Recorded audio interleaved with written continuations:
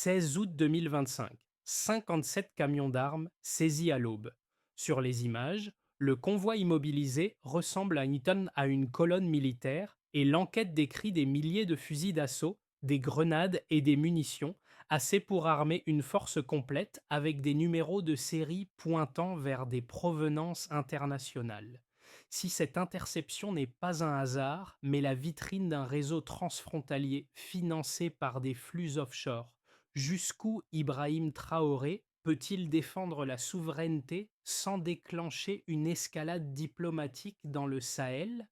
La réponse commence ici, très vite. Ce qui suit ne se limite pas à un fait sécuritaire spectaculaire. Cette séquence promet de clarifier les mécanismes d'un trafic d'armement d'ampleur régionale, d'exposer les choix contraints d'un État placé sous pression et d'évaluer ce que cette interception change réellement pour le Burkina Faso. L'enjeu est simple à formuler: comprendre les risques concrets derrière l'image choc.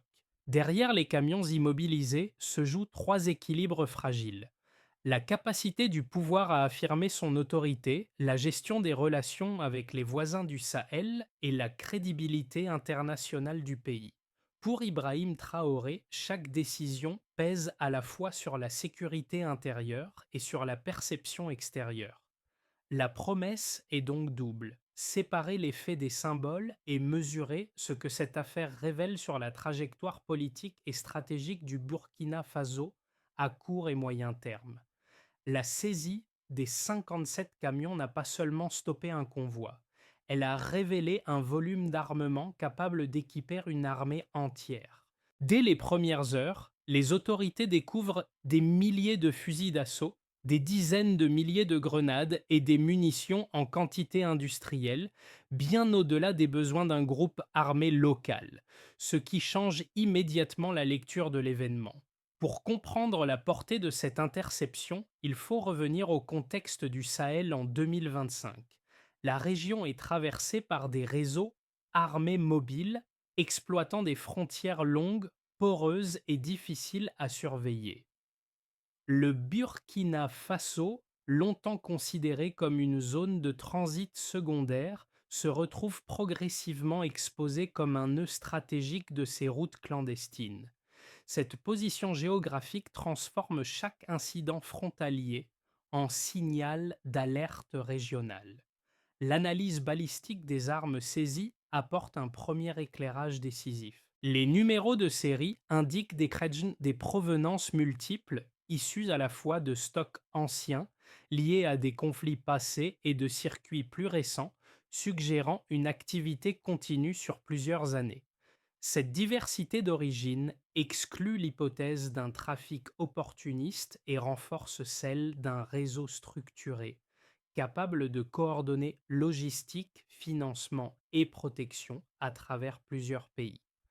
Dans ce contexte, Ibrahim Traoré ne perçoit pas l'interception comme une réussite isolée, mais comme un test immédiat de la capacité de l'État à contrôler son territoire.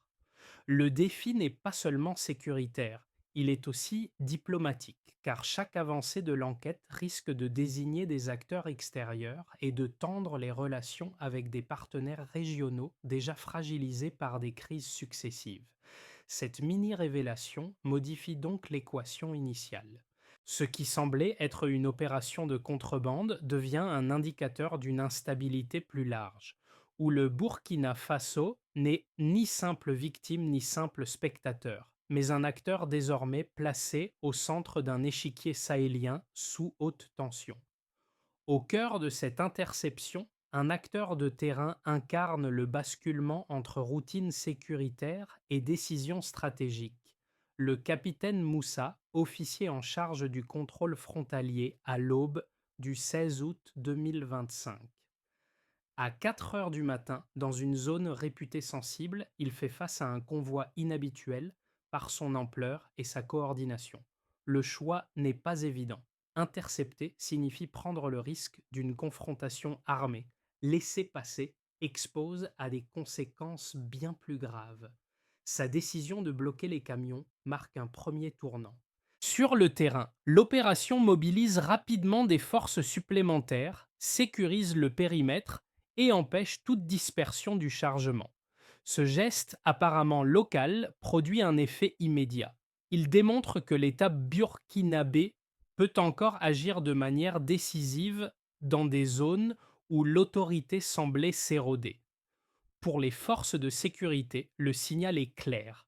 L'initiative individuelle, lorsqu'elle est alignée avec une chaîne de commandement réactive, peut changer l'issue d'une situation critique. L'impact se fait aussi sentir du côté de la population. Les images des camions immobilisés circulent rapidement, transformant une opération technique en symbole visible. Là où l'insécurité était souvent perçue comme diffuse et incontrôlable, cette action concrète redonne une matérialité à l'autorité de l'État. Ce n'est pas encore une victoire durable, mais un repère psychologique fort. Pour Ibrahim Traoré, cet épisode illustre un point essentiel. La souveraineté ne se décrète pas uniquement dans les discours. Elle se manifeste dans la capacité à soutenir et assumer les décisions prises sur le terrain. L'interception devient alors plus qu'un fait divers sécuritaire. Elle sert de démonstration initiale que le pouvoir central peut encore reprendre l'initiative face à des réseaux invisibles mais structurés. En clair, l'État peut encore reprendre la main. Avant l'aube du 16 août 2025, le convoi progresse comme tant d'autres l'ont fait auparavant. Les camions franchissent des frontières, s'appuient sur des relais logistiques et avancent dans un silence calculé. Tout indique une opération rodée, pensée pour éviter les contrôles classiques et exploiter les angles morts de la surveillance régionale. À ce stade, rien ne laisse présager une rupture. Le trafic suit son cours, confiant dans l'efficacité d'un réseau qui a déjà traversé plusieurs pays sans être inquiété. L'activation survient au moment précis où le convoi est immobilisé. Le blocage n'est pas seulement physique. Il interrompt une chaîne complexe mêlant transport, financement et redistribution. En quelques minutes, la situation bascule. Les forces de sécurité sécurisent la zone, isolent les camions et empêchent toute fuite d'informations ou de matériel. Cette rapidité est décisive. Elle empêche le réseau de s'adapter ou de déclencher des mécanismes de diversion, souvent utilisés pour récupérer ou détruire des cargaisons compromises. Le climax se joue dans les heures qui suivent. À mesure que les experts examinent le contenu, l'ampleur de la saisie devient évidente. Les chiffres s'accumulent, les types d'armes se diversifient et la perspective change. Ce n'est plus un simple succès tactique, mais une prise capable de déséquilibrer temporairement des groupes armés opérant dans plusieurs zones du Sahel. L'information remonte rapidement jusqu'au sommet de l'État. Ibrahim Traoré est confronté à un dilemme immédiat: exploiter politiquement et sécuritairement cette réussite, tout en évitant une exposition excessive qui pourrait provoquer des réactions hostiles. Les répliques commencent presque aussitôt. L'ouverture de l'enquête élargie attire l'attention des médias nationaux et internationaux. Les partenaires régionaux observent, évaluent, questionnent. Certains y voient une opportunité de coopération renforcée. D'autres redoutent que l'affaire ne mette en lumière des complicités embarrassantes. Sur le plan interne, la pression augmente pour transformer cette interception en point de départ d'une réponse durable, et non en victoire isolée. Dans les jours suivants, les décisions prises structurent la suite de la séquence: renforcement de la sécurisation des frontières, mobilisation d'équipes d'enquête spécialisées, premiers échanges diplomatiques discrets. Chaque action vise à capitaliser sur l'élan créé par l'interception sans rompre les équilibres fragiles existants. L'événement devient un test de cohérence, la capacité à passer d'un coup d'arrêt spectaculaire à une stratégie maîtrisée sur le temps long.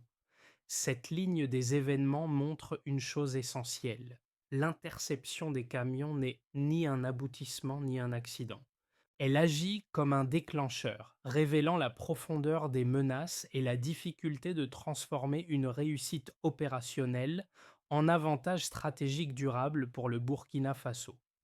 Avant l'interception, les autorités burkinabées faisaient face à une menace diffuse, fragmentée et difficile à mesurer. Après le 16 août 2025, les chiffres donnent soudain une matérialité précise à ce qui relevait jusque-là de soupçons. Le premier indicateur est le volume saisi, environ 25 000 fusils d'assaut et 70 000 grenades, une quantité suffisante pour équiper une force militaire complète, bien au-delà des besoins d'un groupe armé local. Cette échelle change la lecture stratégique, car elle suggère une capacité de projection régionale et non une opération ponctuelle. Le second indicateur concerne la logistique.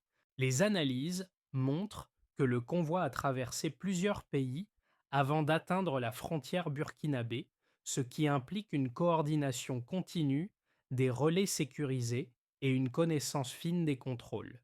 Ce niveau d'organisation indique que le réseau ne dépend pas d'une seule route ni d'un seul territoire. Il peut se reconfigurer, déplacer ses flux et absorber des pertes sans s'effondrer, ce qui complique toute réponse strictement nationale. Le troisième indicateur est financier. Les enquêteurs identifient des flux estimés à plusieurs centaines de millions de dollars, répartis sur des comptes offshore et des sociétés écrans. Ce chiffre n'est pas seulement élevé, il révèle l'accès à des circuits financiers sophistiqués capables de dissimuler des transactions sur la durée. En termes simples, il ne s'agit pas d'un trafic improvisé, mais d'un système économique structuré, pensé pour soutenir des activités armées sur le long terme. Pris ensemble, ces trois éléments dessinent un delta clair par rapport à la situation initiale. Avant, le Burkina Faso faisait face à des menaces multiples mais dispersées. Après l'interception, l'État se retrouve confronté à la preuve tangible d'un réseau intégré reliant armes, finances et territoires. Cette transition oblige à revoir les priorités. Une réponse purement sécuritaire, centrée sur les frontières, apparaît insuffisante face à une organisation capable de déplacer ses ressources et de financer sa résilience. Pour Ibrahim Traoré, ces données imposent un arbitrage délicat. D'un côté, elles renforcent la légitimité d'un discours de fermeté et de souveraineté. De l'autre, elles exposent le pays à des pressions extérieures, car suivre les flux financiers et logistiques implique de coopérer, de partager des informations sensibles et parfois d'accepter des cadres imposés par des partenaires internationaux. Les chiffres, loin de clore le débat, l'ouvrent sur un terrain plus complexe. La valeur de ces preuves quantitatives ne réside donc pas uniquement dans leur ampleur. Elle tient à ce qu'elles révèlent une asymétrie fondamentale, un État aux capacités limitées face à un réseau transnational agile et capitalisé. L'interception a permis de réduire temporairement cette asymétrie, mais elle souligne surtout l'ampleur de l'effort nécessaire pour la contenir durablement. Les analystes se divisent face à l'incident du 16 août 2025. D'une part, une lecture considère l'interception des camions comme un signe fort de déstabilisation régionale. Selon cette analyse, l'arrestation de 57 camions d'armement montre qu'un réseau transnational sophistiqué s'est enraciné dans la région, avec des ramifications qui échappent largement à la surveillance étatique. Cette perspective va au-delà de la simple contrebande d'armes et fait d'un incident frontalier un révélateur de l'instabilité plus large du Sahel, où les frontières sont des lignes de friction entre les États fragiles et des réseaux criminels en expansion. Les défenseurs de cette position soutiennent que la réponse du Burkina Faso doit aller au-delà d'une intervention nationale et nécessiter une coopération renforcée avec les voisins du Sahel. Il s'agirait de comprendre l'opération dans un cadre géopolitique plus large et de coordonner une réponse régionale. En revanche, une autre lecture place la souveraineté nationale au centre de l'interprétation. Selon cette position, l'interception des camions n'est pas seulement un acte défensif contre un réseau criminel, mais aussi un symbole de la capacité du Burkina Faso à préserver son autorité sans ingérence extérieure. Ceux qui défendent cette thèse affirment que le pays ne doit pas se laisser enfermer dans un cadre régional qui pourrait limiter sa liberté d'action. Selon eux, il est essentiel de protéger les frontières, d'affirmer le contrôle national et de résoudre la menace en utilisant les ressources internes sans se soumettre à des partenaires internationaux qui pourraient nuire à la souveraineté nationale. Ces deux thèses qui étaient ingénieurs sont en confrontation et le défi pour Ibrahim Traoré est de naviguer entre elles. La première thèse soutient que la stabilité du pays dépend de l'adhésion à une approche multilatérale, renforçant les alliances avec les États voisins, mais aussi les institutions internationales. La seconde préconise de maintenir une autonomie stratégique en ne cédant pas aux pressions extérieures et en résolvant le problème par des moyens internes. La réponse étayée réside dans un compromis pragmatique. Bien qu'il soit indéniable que le Burkina Faso doive affirmer sa souveraineté et protéger ses frontières, la nature transnationale des menaces exige une coopération étroite avec ses voisins et des partenaires internationaux. Le pays ne peut pas se permettre de traiter cet incident comme un cas isolé, car il est symptomatique de l'évolution géopolitique de la région. Les preuves financières, logistiques et stratégiques qui émergent de l'enquête soulignent l'importance de l'intelligence partagée, de la coordination régionale et de la mise en place de structures de sécurité transfrontalières.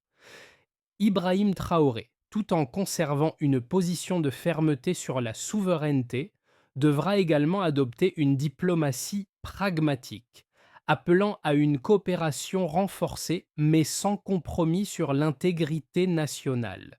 Ce n'est que en intégrant ces deux dimensions qu'il pourra garantir une réponse durable à la menace qui pèse sur son pays. En clair, un équilibre fragile entre souveraineté et coopération régionale. Le 16 août 2025, l'interception des 57 camions d'armement devient un pivot dans la trajectoire du Burkina Faso. Ce moment, marqué par une action décidée de ses forces de sécurité, illustre que le pays peut encore affirmer son autorité face à des menaces transnationales complexes. Cependant, il ne s'agit pas uniquement d'une victoire tactique. Il s'agit d'un tournant géopolitique majeur qui révèle les failles du système régional. L'impact immédiat de cette opération dépasse largement la saisie d'armement. Il devient un point de rupture entre deux visions de la sécurité régionale. L'autonomie nationale versus la nécessité d'une coopération transnationale. Ibrahim Traoré, qui a pris la décision de bloquer les camions, envoie un message fort, non seulement à ses alliés, mais aussi à ses ennemis. Le Burkina Faso ne reculera pas face à la menace. Cependant, cette opération expose également une nouvelle réalité, la fragilité de l'État face à des réseaux criminels globalisés.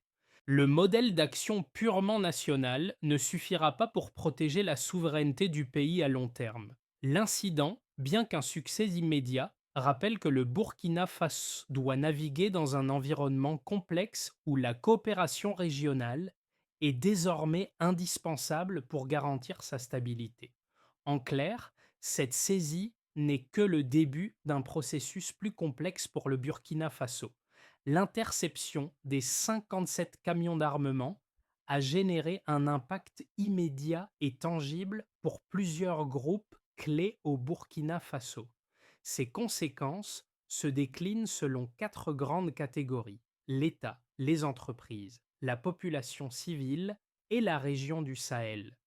Du côté de l'État burkinabé, sous la direction d'Ibrahim Traoré, voit dans cette interception une opportunité de renforcer son autorité interne.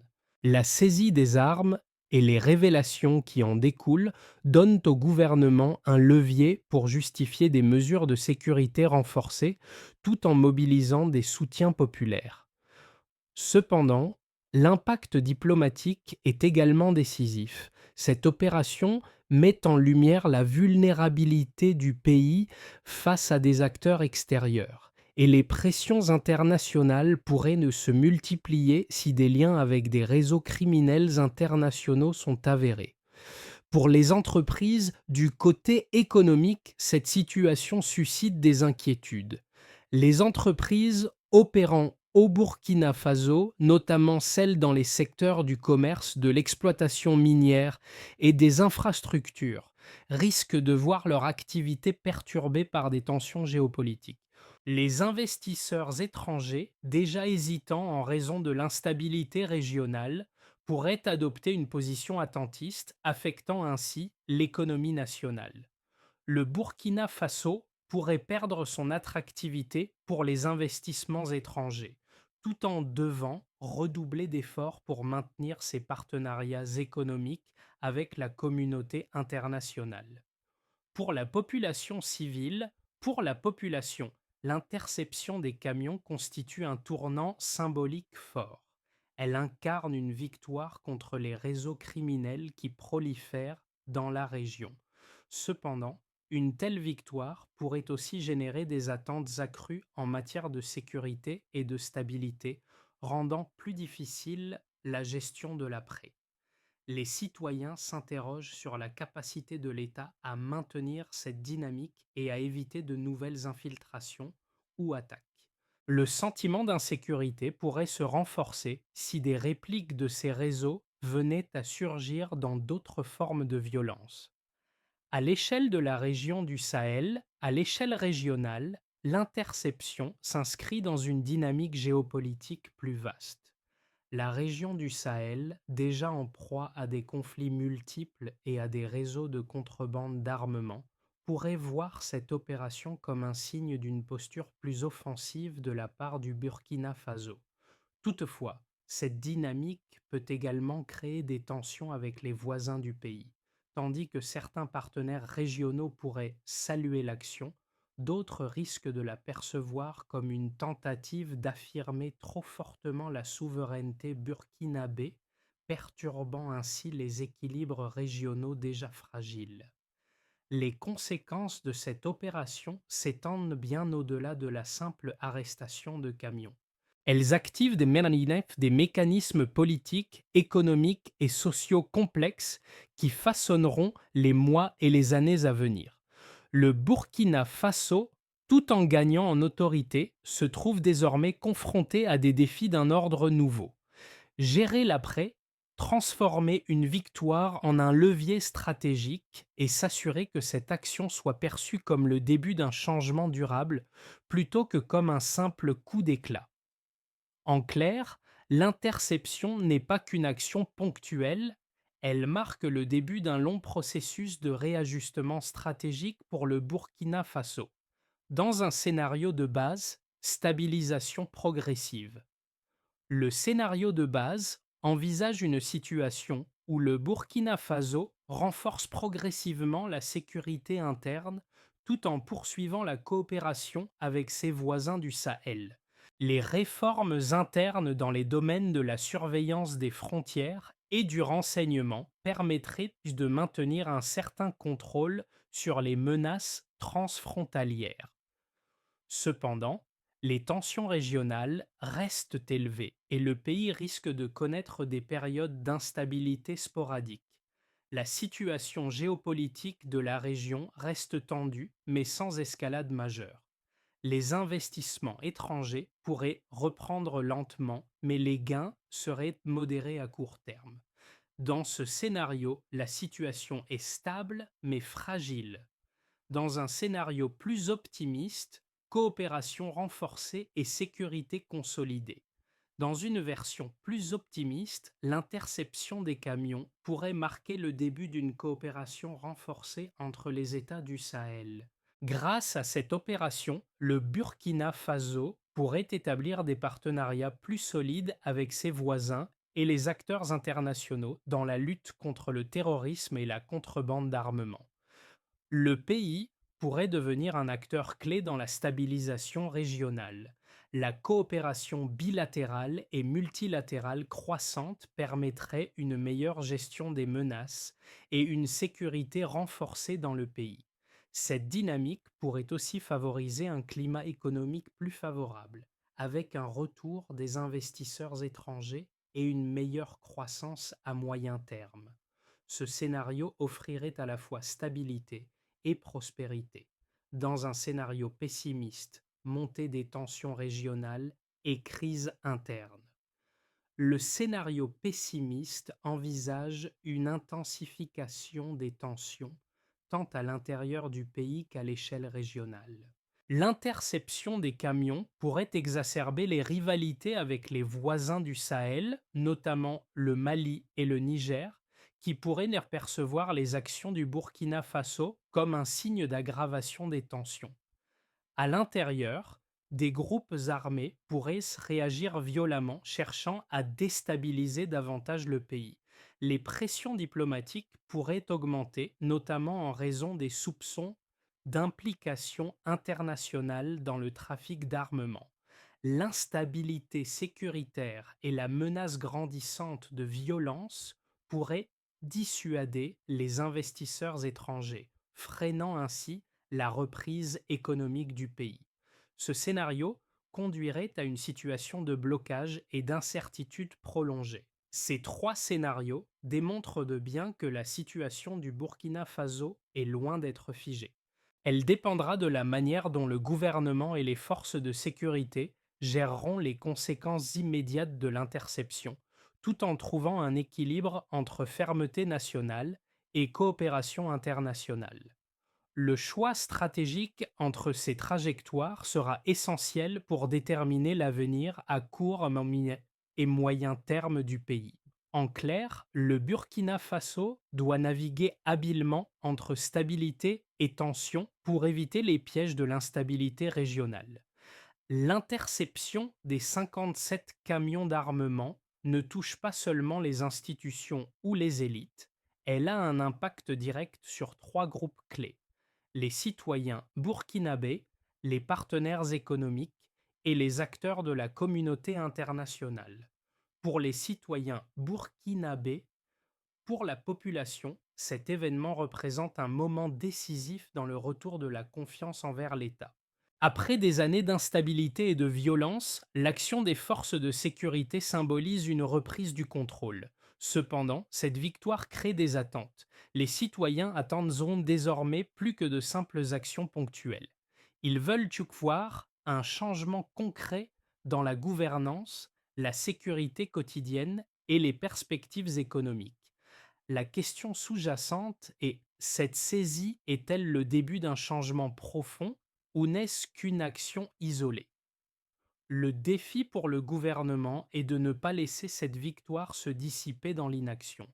Pour les partenaires économiques, pour les investisseurs et les entreprises opérant au Burkina Faso, l'interception offre une première impression positive de l'efficacité des autorités, mais aussi une dose de scepticisme. La situation reste volatile et tant que la sécurité intérieure n'est pas consolidée, les entreprises étrangères risquent de rester sur la réserve.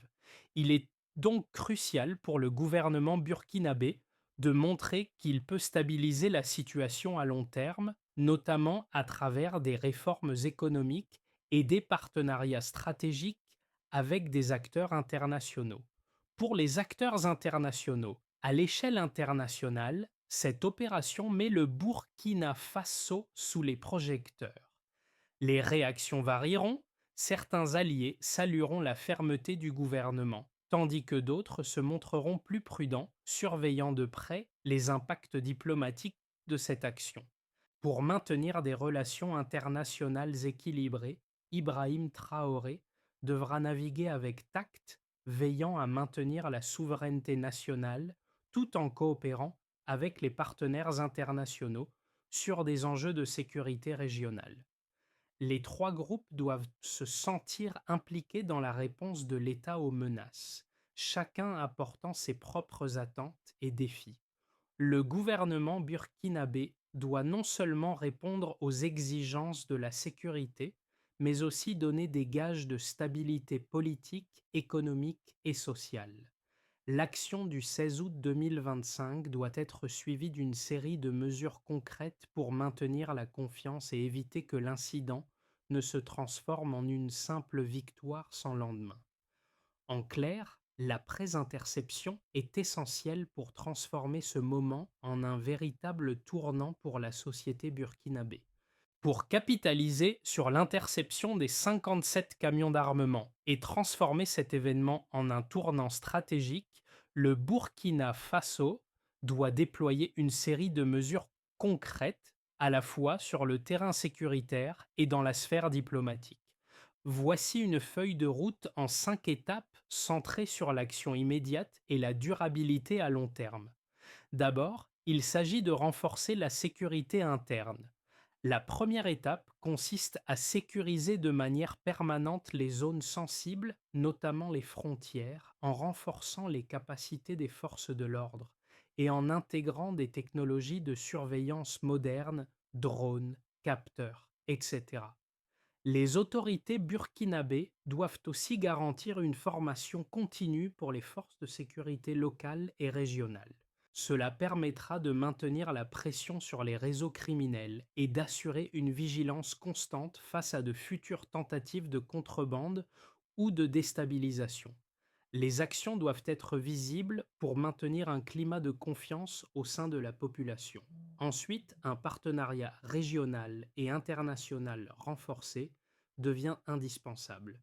Le Burkina Faso doit entamer une série de négociations avec ses voisins du Sahel pour renforcer les mécanismes de coopération transfrontalière. Des échanges réguliers d'informations sur les activités des groupes armés, les réseaux de financement du terrorisme et les trafics d'armement doivent être mis en place. Le pays doit également solliciter une coopération plus étroite avec des acteurs internationaux comme l'ONU et l'UE pour des soutiens logistiques et financiers dans la lutte contre les menaces transnationales. Un cadre de coopération plus solide serait un gage de stabilité pour l'ensemble de la région. Par ailleurs, des réformes économiques y sont donc nécessaires pour relancer la confiance des investisseurs. Pour convaincre les investisseurs étrangers de revenir, le gouvernement burkinabé doit mettre en place un environnement économique plus prévisible et sécurisé. Cela inclut des réformes fiscales, un assouplissement des processus administratifs et un renforcement des infrastructures stratégiques. Il est essentiel que le pays offre des incitations aux entreprises qui souhaitent s'implanter dans un cadre plus stable. De plus, les autorités doivent promouvoir la diversification de l'économie en réduisant la dépendance vis-à-vis des secteurs traditionnels comme l'exploitation minière, tout en soutenant les secteurs émergents comme les technologies et les services. En parallèle, la réconciliation sociale et l'inclusion nationale doivent avancer. La gestion de la sécurité doit également s'accompagner de démarches sociales pour renforcer la cohésion nationale. L'intégration des communautés marginalisées et la résolution des conflits internes doivent être une priorité. Des programmes de dialogue intercommunautaire, de formation professionnelle et de réinsertion des anciens combattants ou jeunes militants devraient être mis en place pour prévenir l'embrasement social. Ces actions doivent être coordonnées par des initiatives locales, soutenues par le gouvernement et la société civile, pour donner une voix aux citoyens et garantir leur participation dans le processus de paix. Enfin, une communication transparente doit renforcer la légitimité de l'État. La dernière étape consistera à lancer une vaste campagne de communication nationale et internationale sur les actions menées. Le gouvernement doit expliquer les réformes en cours, les objectifs de long terme et l'impact de chaque décision sur la sécurité et la prospérité du pays. Une communication claire et transparente aidera non seulement à restaurer la confiance de la population, mais aussi à éviter toute perception d'isolement ou d'arbitraire en renforçant la légitimité du régime d'Ibrahim Traoré. En clair, cette feuille de route est la clé pour transformer la victoire tactique du 16 août en une stabilisation durable du Burkina Faso. L'interception des 57 camions d'armement à la frontière du Burkina Faso restera un tournant marquant dans l'histoire de ce pays. Ce n'est pas seulement une victoire stratégique, mais un moment fondateur de la souveraineté retrouvée. L'image des camions immobilisés, symbole de la résilience et de la détermination de l'État burkinabé, résonne profondément dans la mémoire collective. Cette saisie n'est pas qu'un acte de défense, mais un acte symbolique, un geste de fermeté pour dire à tous: le Burkina Faso ne cédera pas. À Ouagadougou, dans les villages reculés et sur les lignes de front, cette action devient un moment de fierté nationale. Le sentiment de sécurité, bien que fragile, commence à se reconstruire, offrant une lueur d'espoir à une population lasse de l'insécurité. Mais au-delà de cette victoire, la route reste semée d'embûches. Le pays doit maintenant démontrer qu'il peut traduire ce moment de gloire en un avenir plus stable et prospère. Le chemin vers la stabilité durable ne sera pas facile, mais ce qui a été accompli le 16 août 2025 montre que le Burkina Faso est capable de se défendre, de se réinventer et de résister aux pressions extérieures. Cette victoire n'est que le début d'une série de changements qui façonneront son avenir. La question est désormais de savoir si le pays saura saisir cette opportunité et transformer ce moment en un tournant décisif vers une souveraineté et une stabilité durable. En clair, cette victoire est la promesse d'une nouvelle ère, mais la véritable épreuve réside dans sa pérennité. Le Burkina Faso se trouve à un carrefour stratégique où chaque décision compte. L'interception des 57 camions d'armement n'est pas seulement un acte de sécurité, mais un signal fort envoyé à la communauté internationale et aux citoyens burkinabés. Le pays est prêt à se défendre et à prendre en main son destin. Mais ce moment décisif ne doit pas être perçu comme une fin, mais comme un commencement. L'avenir du Burkina Faso dépendra de la capacité de ses leaders à nourrir cette dynamique de souveraineté et de renouveau. Chaque Burkinabé, du citoyen aux institutions, a un rôle à jouer dans la construction de ce futur plus sûr et plus prospère. Les défis sont nombreux, mais l'unité et l'engagement commun sont les clés pour surmonter les obstacles. À chaque étape, à chaque décision, le peuple du Burkina Faso doit être la force motrice de son propre avenir. C'est ensemble, par une action collective, qu'ils pourront assurer un avenir stable où la paix et la sécurité seront garanties pour les générations à venir. En clair, l'appel à l'action est clair. L'avenir du Burkina Faso est entre les mains de ses citoyens. Ensemble, ils peuvent bâtir un avenir plus sûr et plus prospère.